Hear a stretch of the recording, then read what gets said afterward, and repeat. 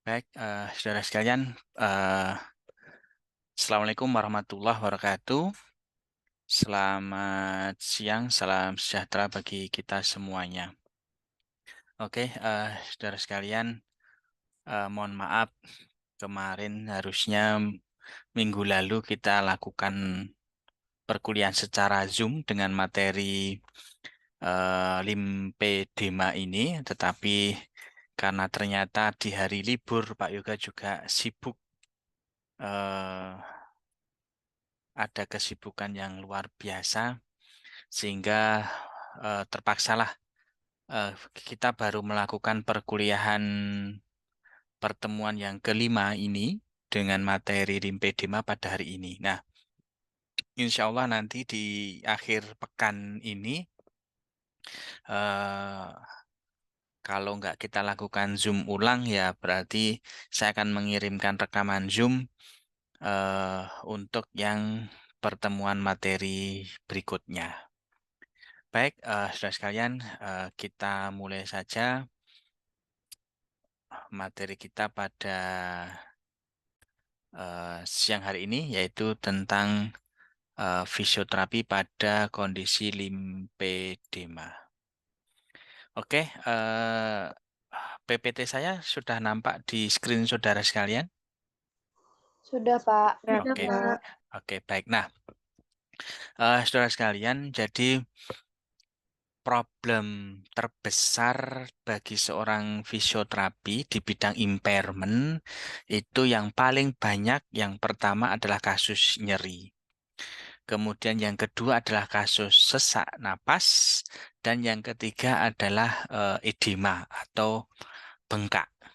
Ya, nah ini adalah impairment utama yang akan kita hadapi sehari-hari manakala kita menjadi seorang fisioterapis, yaitu nyeri, sesak napas, dan edema atau bengkak. Nah, edema atau bengkak itu kalau secara patofisiologi, jaringan yang terdampak pada edema itu terbagi menjadi 3 kelompok edema. Yang pertama disebut dengan lymphedema. Lymphedema ini adalah bengkak yang terjadi pada jaringan limfe. Kemudian yang kedua adalah phlebedema. Phlebedema itu bengkak yang terjadi pada jaringan vena. Kemudian yang ketiga adalah lipedema. Nah, dikenal dengan bengkak yang terjadi pada jaringan lemak atau lipid. Kemudian seiring dengan perjalanan waktu, ternyata antara 3 patofisiologi edema itu tadi ternyata bisa terjadi campuran atau dikenal dengan mix edema. Nah, mix edema itu dikenal dengan eh, lip, limpe phlebedema. Kalau phlebedema berarti bengkak yang terjadi campuran antara eh, limfe dengan eh, vena. Ya, ini contoh kasus yang paling sering nanti itu saudara akan menjumpai pada pasien yang menjalani cuci darah. Nah, pada pasien yang menjalani cuci darah itu akan dijumpai bengkak pada vena sekaligus pada limfe yang ada di eh, lengan bawah atau ada di tungkai bawah, karena biasanya vena radialis eh,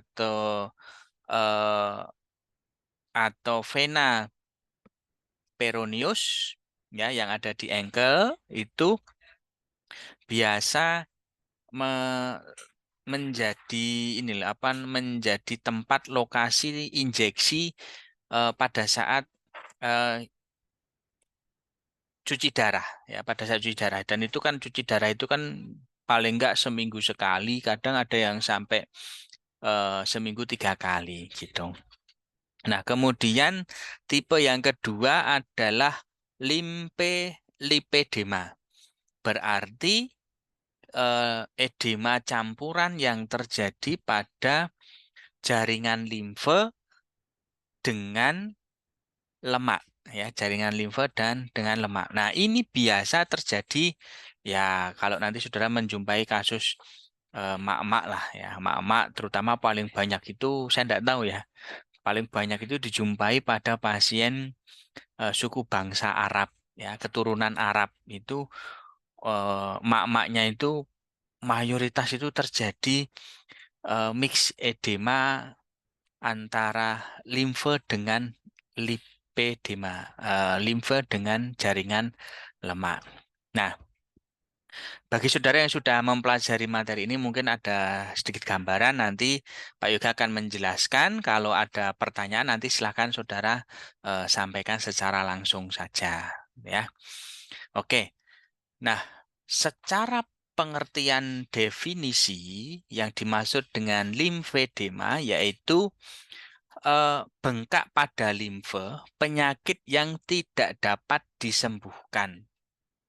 Nah, sehingga begitu pasien terdiagnosis limfedema, maka pasien ini akan menderita bengkak sampai akhir hayatnya. So, apa yang harus dilakukan?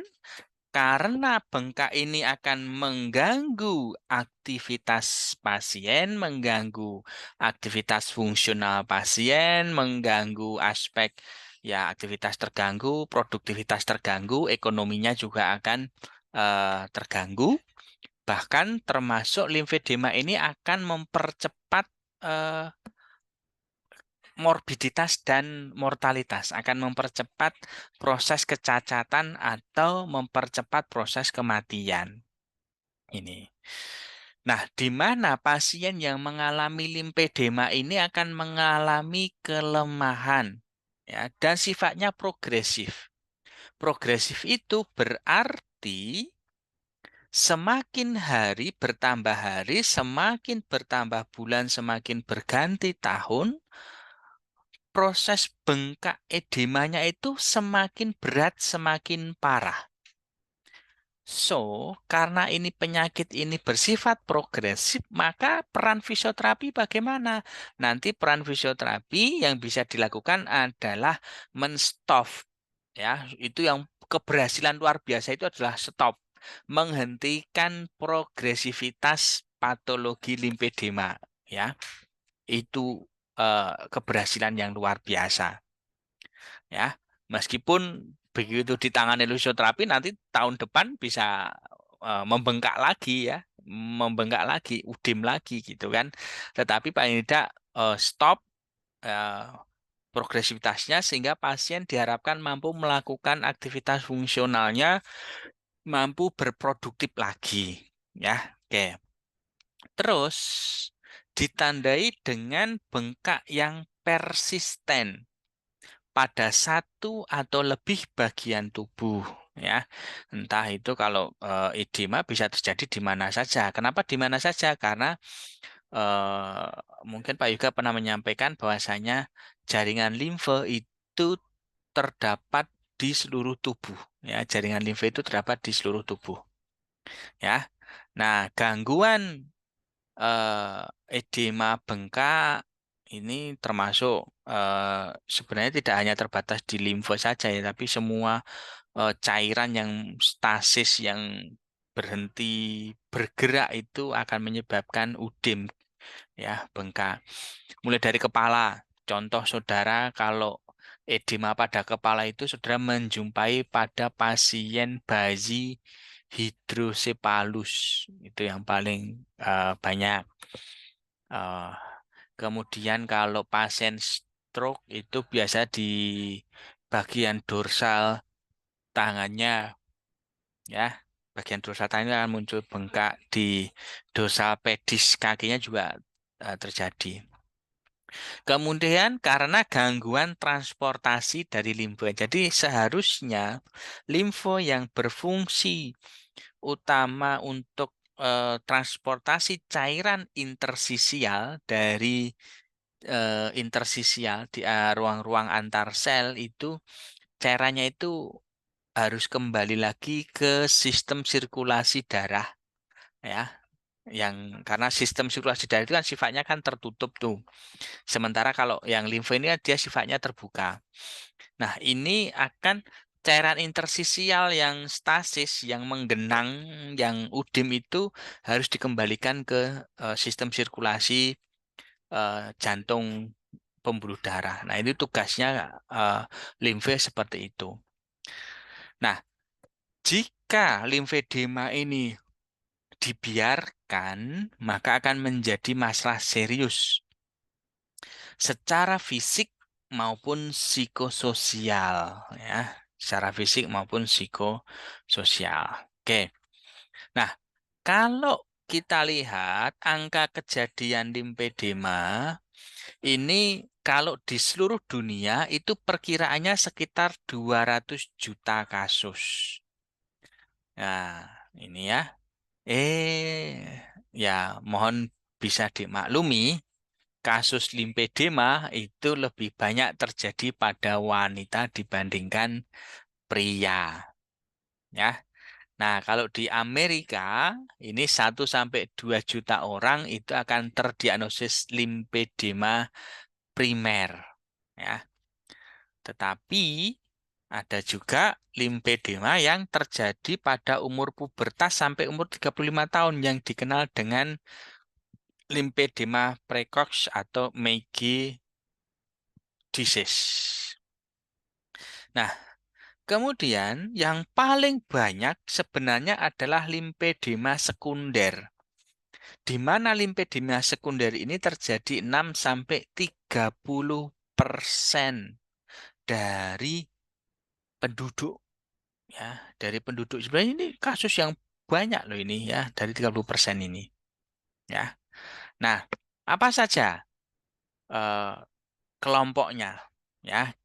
Untuk yang primer ini termasuk penyakit-penyakit yang langka, penyakit-penyakit kelainan kongenital yang kalau Pak Yoga menyebutnya adalah penyakit takdir karena memang sudah sudah diderita oleh pasien sebelum pasien itu dilahirkan, sebelum seorang manusia itu dilahirkan. Ini adalah limfedema primer yang mungkin di perkuliahan yang lalu Pak Yoga pernah bercerita menangani seorang gadis perempuan yang sejak lahir wajahnya nampak asimetris, wajah sisi kanannya itu nampak bengkak lebih besar, kemudian hasil MRI-nya itu menunjukkan eh, nodus limfatikus di manubrium, kemudian nodus limfatikus di auricularis dan di cervicalis, nodus limfatikus di cervicalis ini tidak terbentuk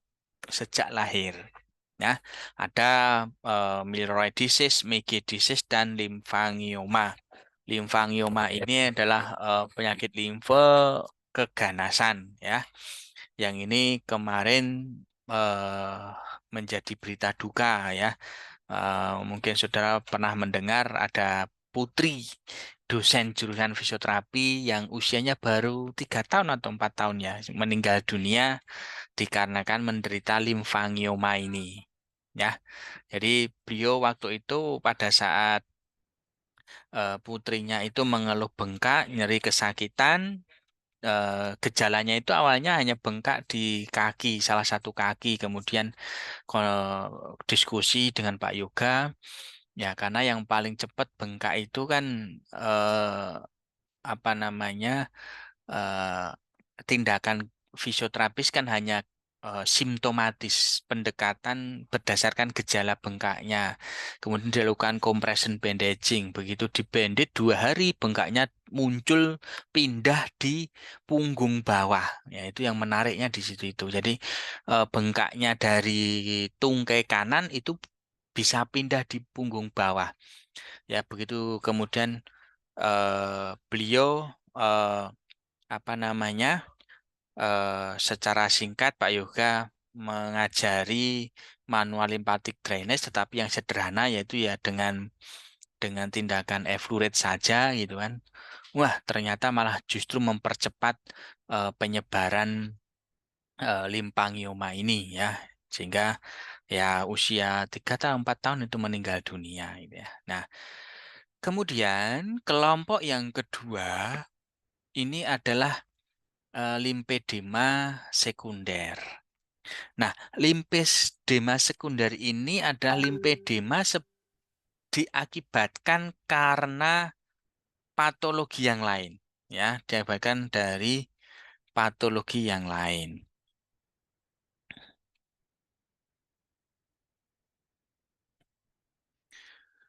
Jadi sebagai dampak dari patologi yang lain ya. Nah, apa saja? Yang pertama adalah limfedema akibat bedah onkologi. Ya, bedah onkologi ini berarti semua bedah yang terkait dengan keganasan, entah itu tumor, entah itu kanker, dimanapun berada, ya, dimanapun berada, ya. Kemudian yang kedua adalah terapi radiasi atau dikenal dengan radioterapi sebagai bentuk pengobatan dari keganasan. Itu akan menyebabkan limfedema. Terus ada insufisiensi vena kronis. Ini istilah lainnya dari varises. Ya, itu dikenal juga varises itu adalah masuk juga dalam kelompok limfedema sekunder. Terus kemudian yang keempat adalah lipedema. Lipedema ini berarti bengkak pada jaringan lemak. Kemudian ada trauma, apapun bentuk traumanya, entah trauma dengan luka incisi maupun trauma tanpa laserasi, tanpa kerobekan pada kulit dan jaringan di bawah kulit, ya. Misalkan tackling, ankle-nya bengkak, kesleo, salah salah menumpu kesleo kemudian bengkak, yaitu muncul bengkak ya, itu akibat dari trauma. Kemudian ada eh, limfedema karena infeksi ya, infeksi. Jadi infeksi bakteri terutama ya yang cukup membahayakan itu ya. Terus kemudian karena faktor imobilisasi baik pada seseorang yang apa ya, tanpa riwayat trauma, riwayat cedera maupun pasien dengan cedera tetapi dia melakukan imobilisasi, maka akan berkembang menjadi limfedema sekunder. Dan yang terakhir adalah penyakit sistemik. Ya, penyakit sistemik contohnya misalkan adalah gagal jantung, kemudian gagal ginjal, kemudian rheumatoid arthritis itu akan masuk menjadi kelompok limfedema sekunder. Nah, ini adalah gambarannya ya. Oke, kalau kita lihat di screen pojok kiri atas, ini adalah eh, gambaran limfedema yang terjadi pada kaki dan tungkai kanan ya. Kaki dan tungkai kanan ini kalau kita lihat bentuknya sudah berbeda. Ya, sebelahnya ini adalah seorang wanita eh, pasca radikal mastektomi ya. Eh, ini Pak Pajar atau Pak Fendi ya yang mengajar tentang bedah umum ya, tentang radikal mastektomi ini ya. Jadi harus mengambil jaringan mame beserta dengan nodus-nodus limfatikus aksilaris ya. Maka akan terjadi edema pada lengan sesisi dengan yang dilakukan limfedema. Ya. Nah, kemudian kalau di bawah ini yang jari-jari ini muncul eh, papilaris ya, ini adalah campuran antara bengkak dengan penyakit kulit ya, bengkak dengan limfedema dengan penyakit kulit. Nah, ini mungkin Bu Apri atau Bu Jasmine yang mengajar tentang FT integumen juga mungkin akan menyampaikan dengan penyakit kulit yang diderita pada pasien yang mengalami limfedema. Oke. Oke, kemudian gambaran ini juga ada limfedema pada kaki sisi kiri, ya. Kemudian juga gambarannya ini juga limfedema pada kedua tungkai. Ya, ini gambarannya seperti ini, limfedema itu. Nah, bagaimana sebenarnya proses limfedema itu? Oke, ini yang unik saudara sekalian, bahwasanya jaringan limfe ya yang ada di tubuh ini ternyata di kepala, pundak, perut, kaki, ya itu seperti seakan-akan terpisahkan ya. Untuk yang kepala ini hanya separuh. Separuh ini kalau sisi kanan itu ada jaringan limfe khusus yang dia mendistribusikan cairan limfe ya dari kepala sisi kanan, pundak leher, pundak sisi kanan, kemudian aksila, aksila lengan atas bawah tangan kanan ya. Itu khusus kanan. Tetapi kalau limfedema yang jaringan limfe sisi kiri itu kepala, wajah separuh sisi kiri, pundak, aksila, kemudian trang sebelah kiri dan perut maupun kedua tungkai ini masuk ke dalam jaringan limfe sisi kiri ya, sisi kiri sehingga nanti treatmentnya antara anggota gerak kanan dengan anggota gerak kiri, lengan kanan, lengan kiri ini berbeda. Tetapi nanti kalau yang kaki ini pengalirannya sama ya, pengalirannya sama. Nah, kenapa bisa terjadi limfedema? Ini dikarenakan volume jumlah cairan interstisial itu jumlahnya meningkat.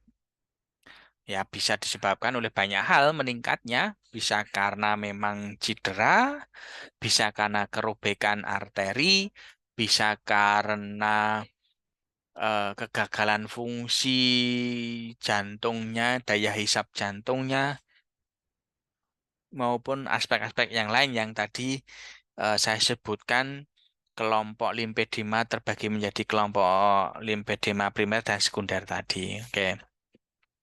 Nah, inti dari limfedema itu adalah disebabkan karena cairan yang masuk itu jauh lebih banyak dibandingkan dengan cairan yang keluar gitu ya. Sehingga kalau saudara mungkin minumnya lebih banyak dibandingkan pipisnya ya, makin lama makin membesar ya badannya kan gitu kan. Nah, sehingga akan menyebabkan stasis limfe kronis yang akan menstimulasi fibrobras, adiposit, keratinosit akan menyebabkan infiltrasi neutrofil. Nah, neutrofil ini adalah sel yang menyebabkan udem. Nanti kalau saudara di praktek klinik itu di hasil laboratorium itu nanti saudara di pemeriksaan darah rutin itu akan nampak berapa banyak kadar eritrositnya, eosinofil, basofil, termasuk juga neutrofil. Nah, sel neutrofil ini adalah sel yang di dalamnya mengandung interleukin. Interleukin, waduh saya lupa nomor serinya. Interleukin 8 atau interleukin 6 ya. Mohon maaf Pak Yoga lupa. Nah, interleukin ini nanti akan menstimulasi eh, pengumpulan cairan, akumulasi cairan, ya, neutrofil ini. Ini kalau sel neutrofil ini dijumpai pada bronkus, maka akan menyebabkan penumpukan sputum pada bronkus sehingga terjadi PPOK atau asma itu loh. Nah, kemudian kalau neutrofilnya ini terjadi di ankle pasca gapruan tackling sepak bola. Nah, itu akan muncul bengkak pada ankle-nya gitu.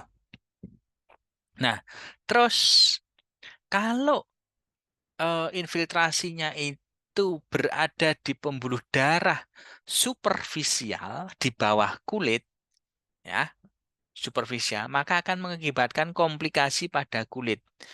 Fibrosis, penebalan tekstur, ya, penebalan tekstur kulit itu kalau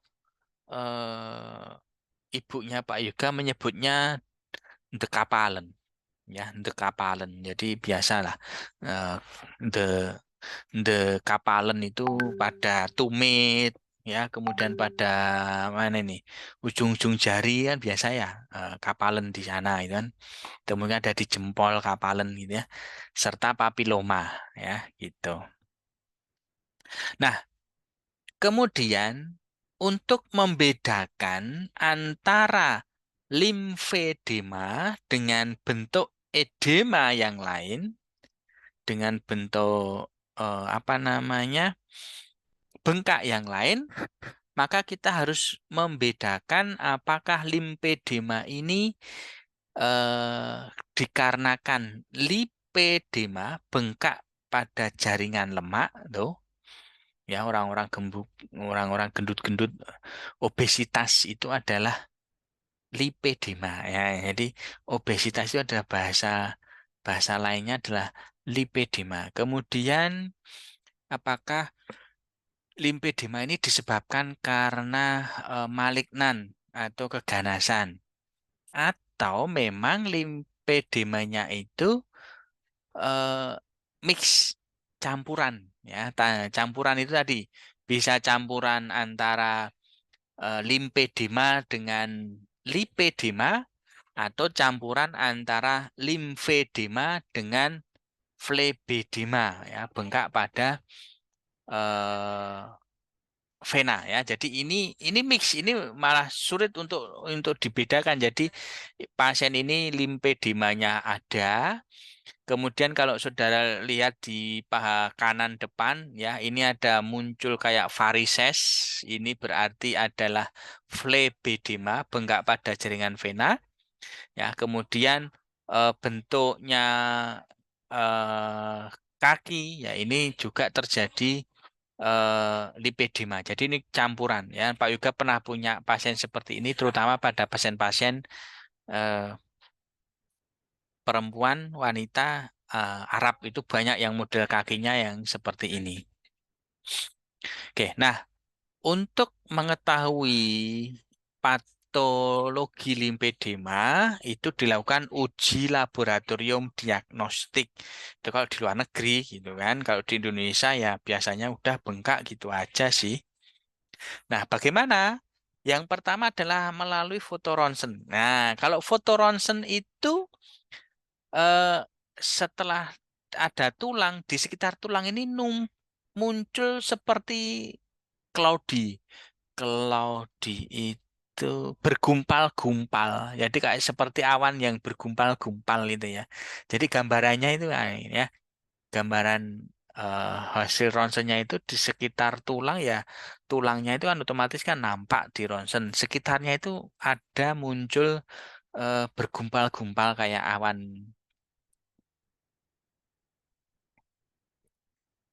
Kemudian kalau menggunakan US ultrasound Doppler, maka akan muncul gambaran pembesaran pada jaringan limfo. Tapi ini membutuhkan apa ya, pembacaan yang sangat teliti sekali. Beda dengan yang X-ray, ini udah orang awam saja sudah kelihatan. Nah, kemudian di MRI juga nampak demikian. Kalau potongan melintang, ini juga ada seperti kantong-kantong yang membesar, ya, kantong-kantong yang membesar ini, ya. Nah, kantong-kantong yang membesar ini terjadi di bawah kulit, ya, terjadi di bawah kulit. Ya, kalau lihat ini yang tengah yang hitam ini adalah otot, kemudian yang paling tengah ini adalah tulangnya, ya. Sedangkan yang permukaan bergumpal-gumpal ini adalah limfedema. Kemudian hasil potongan vertikal, ya, vertikal ini juga akan juga muncul bergumpal-gumpal di bawah kulit. Ini adalah khasnya limfedema. Nah, untuk mengetahui seseorang itu menderita limfedema, maka kita harus melakukan serangkaian proses pemeriksaan. Pemeriksaan yang pertama adalah anamnesis. Pada kasus bengkak edema, maka anamnesis yang harus kita tanyakan kepada pasien adalah mengetahui apakah pasien memiliki faktor resiko dan penyebab limfedema. Apa saja faktor risiko? Mungkin kita tanyakan apakah ibu pernah menderita kanker sebelumnya, gitu kan? Apakah bapak atau ibu menjalani pembedahan operasi sebelumnya? Apakah pernah mengalami trauma ataukah mengalami kehamilan? Ya, kalau kehamilan itu berarti limfedema fisiologis, ya. Jadi kehamilan itu adalah limfedema fisiologis. Berarti nanti kalau si bayinya sudah lahir, ya limfedemanya udah hilang secara sendirinya, gitu kan. Terus apakah terjadi kenaikan berat badan? Ya, jadi kalau dalam 1 bulan berat badannya naik lebih dari 2 kilo, nah, berarti itu curiga adanya limfedema. Terus kemudian diderita sejak kapan? Ya, sudah berapa lama, lokasinya di mana saja, apakah muncul keluhan nyeri, mati rasa, serta kira-kira paling parah itu mulai kapan. Nah, terus tidak lupa juga perlu kita menanyakan, menelusuri tentang penyakit penyerta. Contohnya adalah apakah pasien memiliki insufisiensi jantung, insufisiensi vena kronis, penyakit rematik, tiroid, diabetes. Nah, kalau limfedema yang paling mengkhawatirkan yaitu limfedema karena keganasan. Keganasan itu ya jenisnya tumor dan kanker gitu ya. Ciri khasnya apa? Ciri khasnya itu bagian yang mengalami limfedema itu bengkak, tetapi secara keseluruhan berat badan pasien justru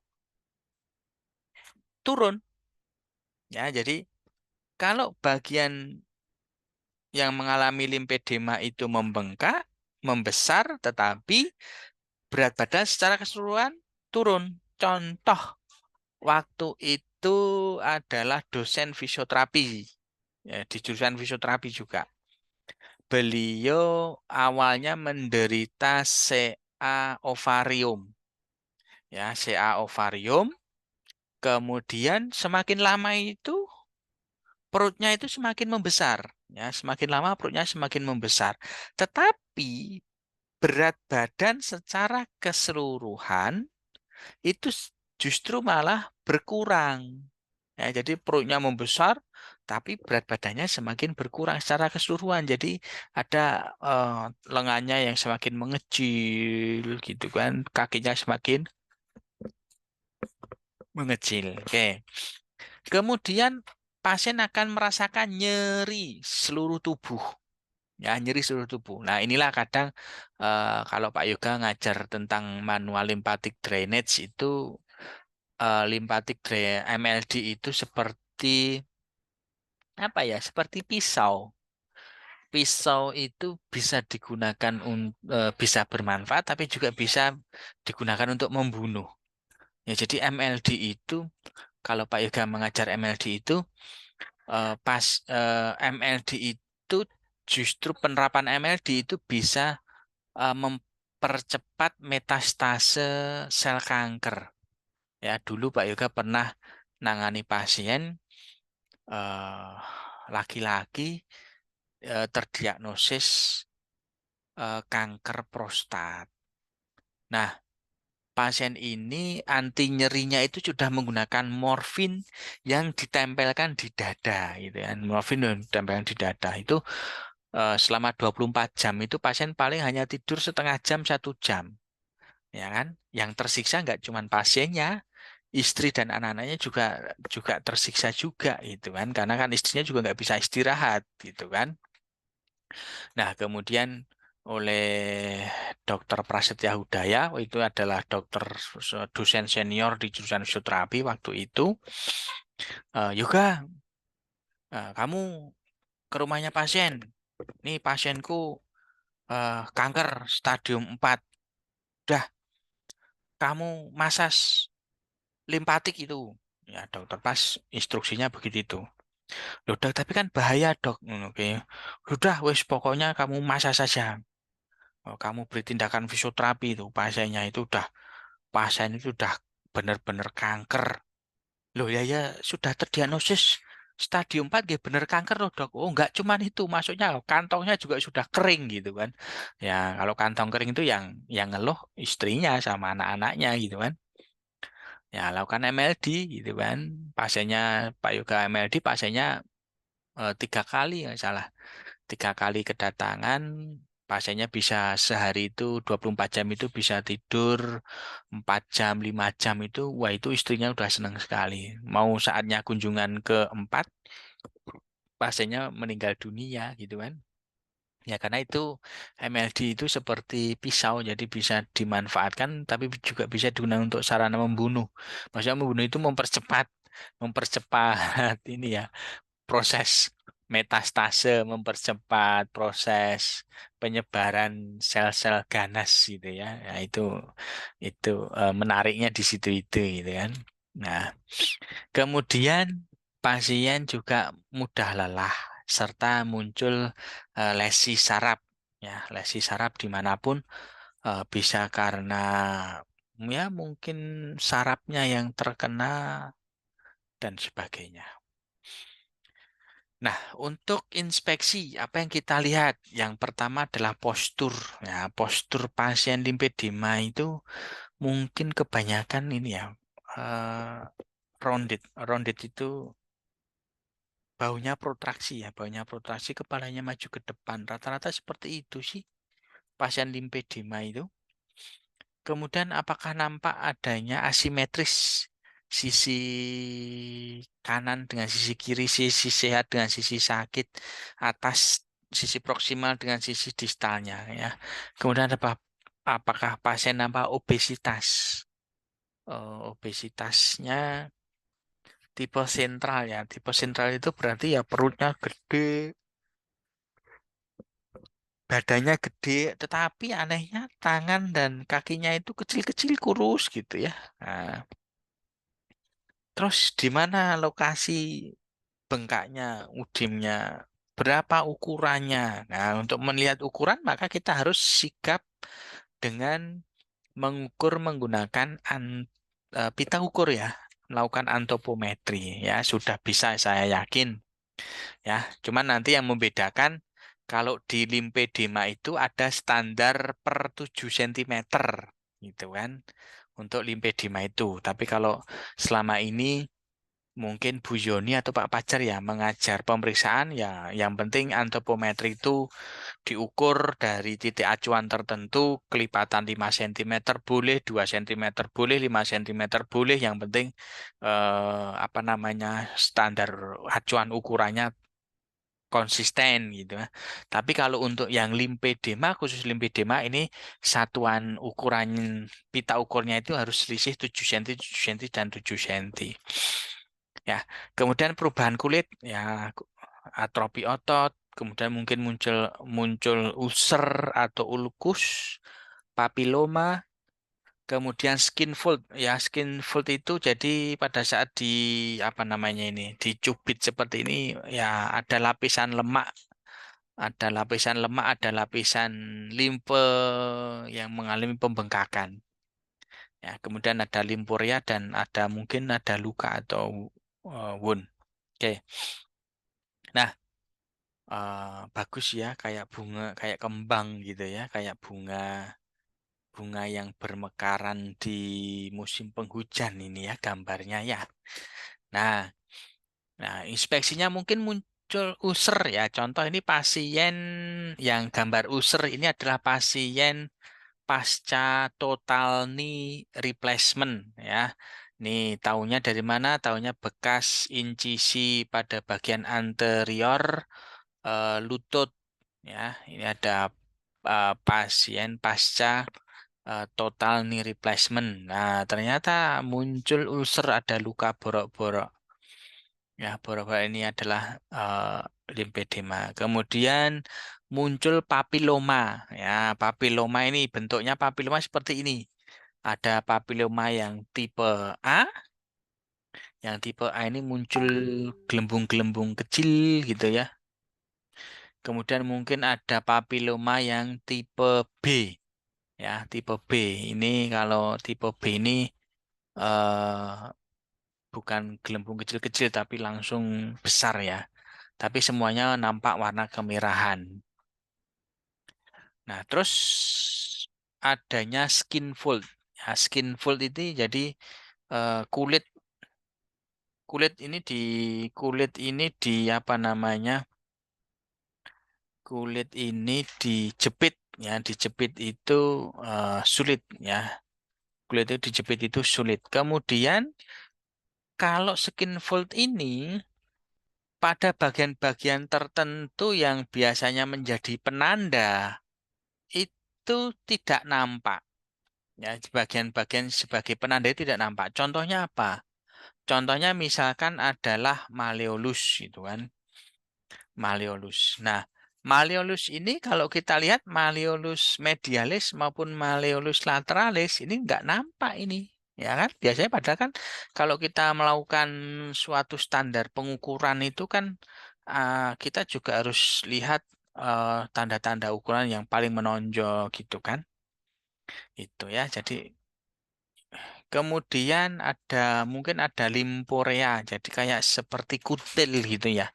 Seperti kutil. Jadi daging yang tumbuh menonjol itu adalah limforea. Ini berarti adanya limfedema. Terus kalau dari palpasi yang pertama akan ada perubahan jaringan ikat subkutaneus. Jaringan ikat subkutaneus itu jadi jaringan ikat yang di bawah kulit, ya, di bawah kulit. Nah,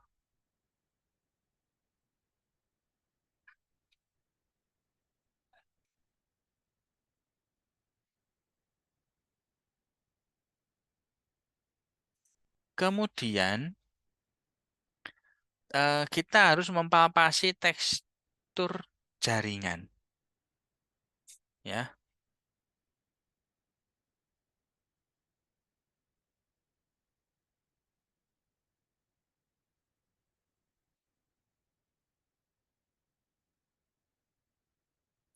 ya.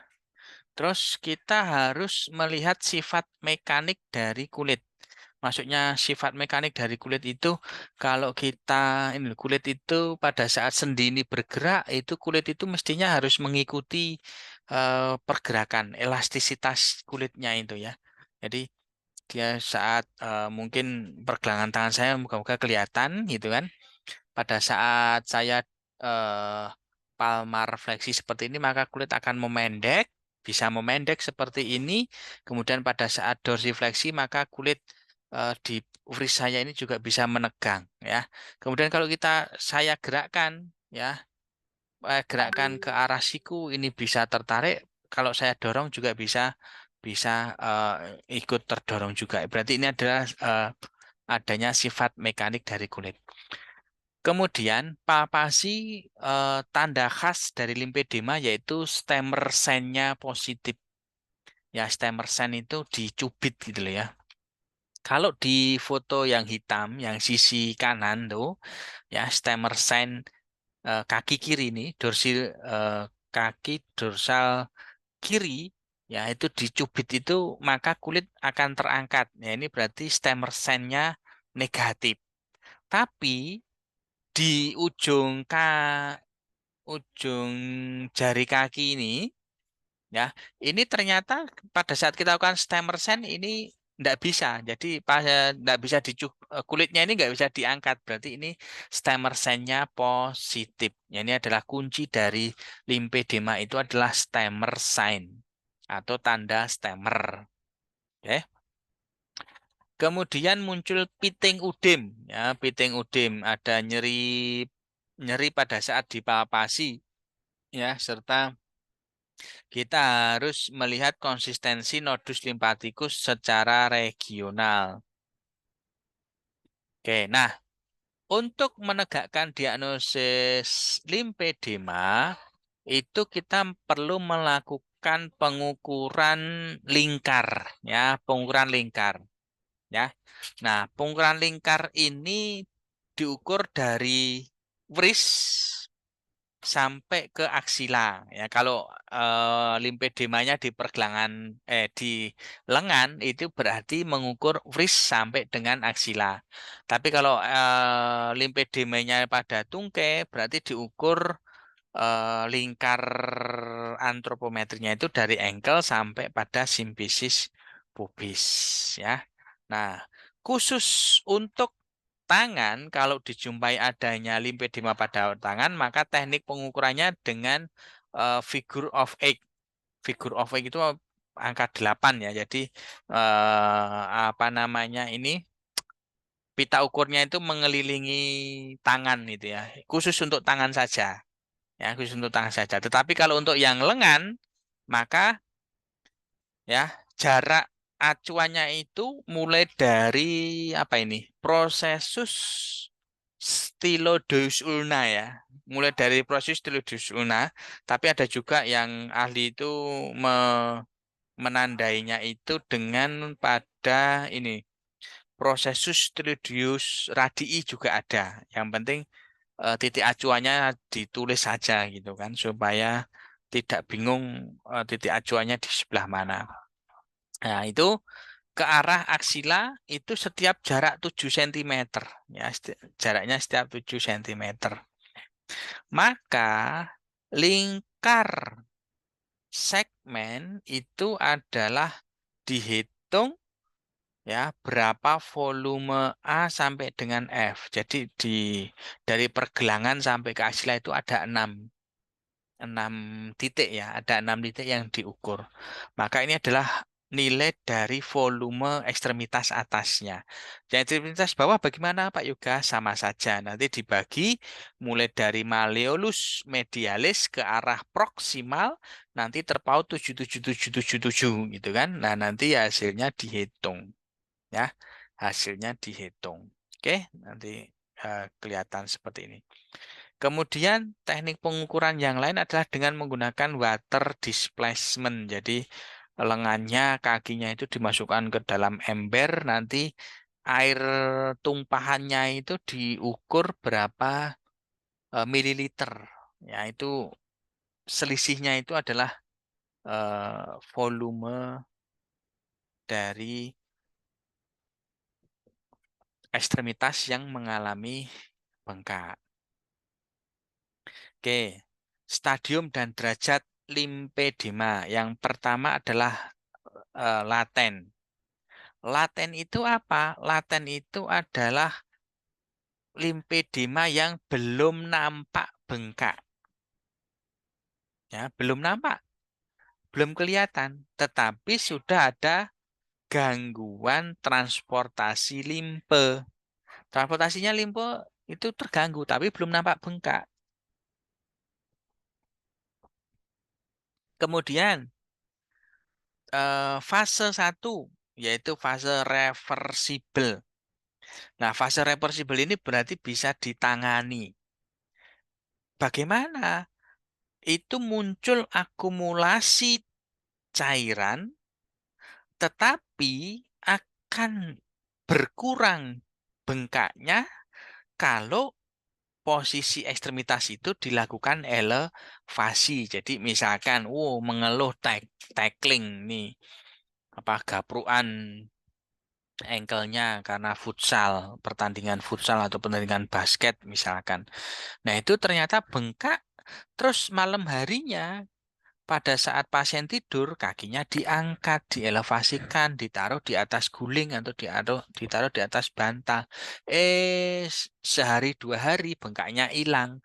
Nah, berarti dia masuk dalam kategori limfedema reversible, masih bisa ditangani.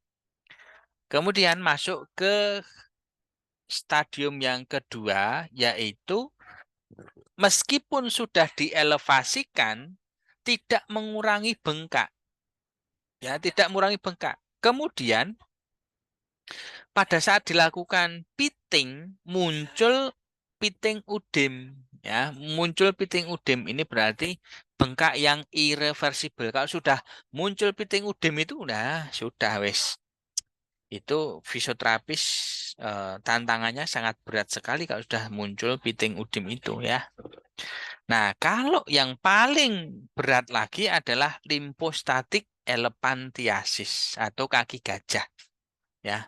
Kaki gajah boleh, tangan gajah juga boleh ya. Nah, nah ini apa? Yaitu adanya akumulasi protein yang kaya dengan cairan bengkak. Oh, yang membedakan apa? Yang membedakan itu jaringannya fibrotik. Jadi bengkak begitu dipalpasi, dipencet itu teraba hard, keras. Ya, teraba keras. Nah, itu berarti sudah terjadi elephantiasis. Kemudian muncul perubahan pada kulit. Apa saja? Terjadi penebalan kulit. Kulitnya kayak kulit badak, kuandel, tebal. Ya. Terus hiperpigmentasi. Jadi warnanya menghitam. Muncul skin fold. Skin fold itu tadi ya, gambarnya eh, apa namanya? Di kulitnya ini dicubit nggak bisa. Ya, kemudian ada deposit lemak. Nah, dan semakin lama itu semakin membesar ya elephantiasis itu. Nah, ini gambarannya ya. Ini grade ya gambarannya grade 1 itu 10-15%. Ini kedua lengan nampak baik-baik saja gitu ya. Secara sekilas nggak nampak apapun. Ya, grade 2 sudah mulai ada perbedaan ukuran. Ya, volume tadi loh. Pengukuran volume lingkar segmen tadi sudah ada perbedaan antara sisi sehat dengan sisi sakit di kisaran 20-29%. Kemudian kalau grade 3 itu selisih lingkar segmen sisi sehat dengan sisi sakit itu adalah 30-39% dan grade 4 itu kalau selisih lingkar segmennya itu 40-49% itu ya. Sehingga manakala kita berbicara kasus bengkak seperti ini maka kita harus apa namanya mengukur volume lengan atau volume tungkai dari pasien itu masuk ke dalam grade 1, 2, 3 atau 4. Terus kalau ekstremitas bawah, ya ekstremitas bawah, ini grade 1 itu juga selisihnya sisi sehat dengan sisi sakit itu hanya 10-19. Grade 2 juga demikian 20-29, grade 3 30-39 dan grade 4 40-49% selisihnya. Oke. Nah, terus untuk menilai aktivitas fungsional kualitas hidup, maka kita bisa menggunakan beberapa alat ukur ya. Apa ini? Alat ukur functional limitation ada DES. The disabilities of arm, shoulder, and hand. Kemudian kalau yang ekstremitas bawah ada LEFS, the lower extremity functional scale. Kemudian ada upper limb lymphedema, ada lymphedema quality of life inventory, ada lymphedema doang, ada functioning, disability, dan health questionnaire. Kemudian ada lymphedema left impact skill dan quality of life measure for lymphedema. Nah, ini adalah contoh dari pemeriksaan fungsional dengan menggunakan LEFS. Ini kalau saudara yang aktivis SC Sport juga biasa ini ya, mengisi eh, skala LEFS ini ya. Nah, nanti ini bisa saudara baca sendiri. Nanti perhitungannya adalah ini 0. Kalau jawaban di sini 0, di sini 1, 2, 3, 4 gitu kan. Nah, ini skornya berapa dibagi 80 gitu ya. Apa komplikasi dari lymphedema? Yang pertama adalah selulitis. Nah, selulitis ini muncul hiperemi, suhu lokal meningkat, edema memburuk, terjadi peradangan, nyeri, serta kadang pasien merasakan demam. Komplikasi yang kedua, infeksi jamur kulit, mulai dari hiperkeratosis, folikulitis, ya, sampai pada infeksi jamur. Ya. Nah, infeksi jamur kulit ini bisa gatal, bisa bentuk eksudat keputihan maupun lembab di antara jari kaki. Terus komplikasi berikutnya adalah papilomatosis, yaitu tonjolan seperti kutil. Ya, pertumbuhan pada kulit jaringan edematosa disebabkan oleh kongesti kronis pada pembuluh limfatik yang terkecil. Jadi ini ada kutil seperti ini ya. Terus ada fistula. Fistula itu ya borok ya, lepuh ya. Lepuh yang dipenuhi cairan limfo atau vesikel di kulit anggota gerak pada limfedema. Ini gambarnya itu adalah fistula pada nodus limfatikus cervicalis kanan. Kemudian muncul elephantiasis atau dikenal juga dengan kaki gajah. Ya, itu kan ya, kaki gajah.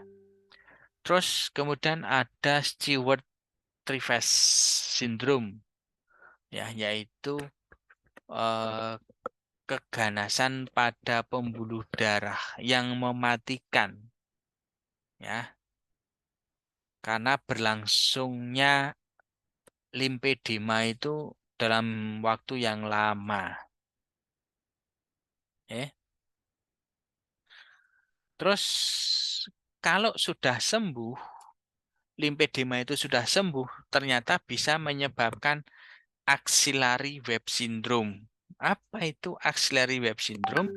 Kondisi pasca operasi yang ditandai oleh jaringan parut yang abnormal. Tuh, ya, kita lihat di yang pertama pada sikunya ini muncul ya kayak muncul tendon gitu ya. Kayak tendon ya, padahal ini nggak ada loh tendonnya itu ya. Penampakan tonjolan ini ya. Kemudian di apa ini? Di aksila juga demikian. Seharusnya ini eh, munculnya tonjolan ini seharusnya nggak ada.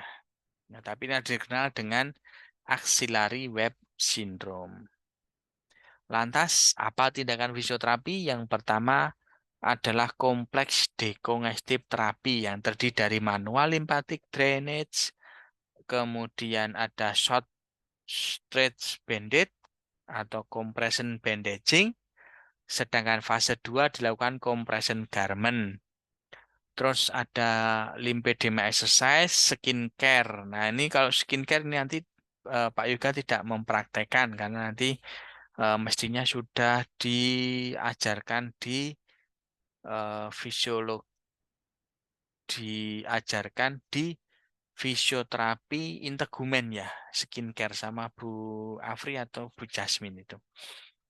Terus kemudian kalau sumber fisiknya bisa menggunakan low level laser, far infrared radiation, extracorporeal shock wave therapy maupun kinesiotapping.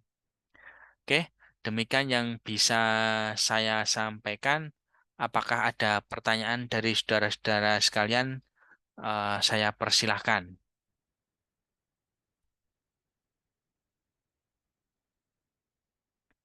Silahkan kalau ada pertanyaan. Tidak ada? Oke, baik. Kalau tidak ada, mungkin saudara juga bisa merenung-renung terlebih dahulu. Nanti minggu depannya, kalau kita sudah ada pertemuan secara offline, saudara bisa menanyakannya di kelas atau di laboratorium. Tapi kalau nanti takut kelupaan, saudara bisa menanyakannya melalui WhatsApp nomor saya. Mohon maaf, mungkin yang bisa saya sampaikan hanya ini dulu ya. Nanti akan kita lanjutkan di sesi Zoom yang akan datang dengan topik yang berbeda. Terima kasih atas perhatiannya. Assalamualaikum warahmatullahi wabarakatuh. Selamat sore. Zoom saya tutup.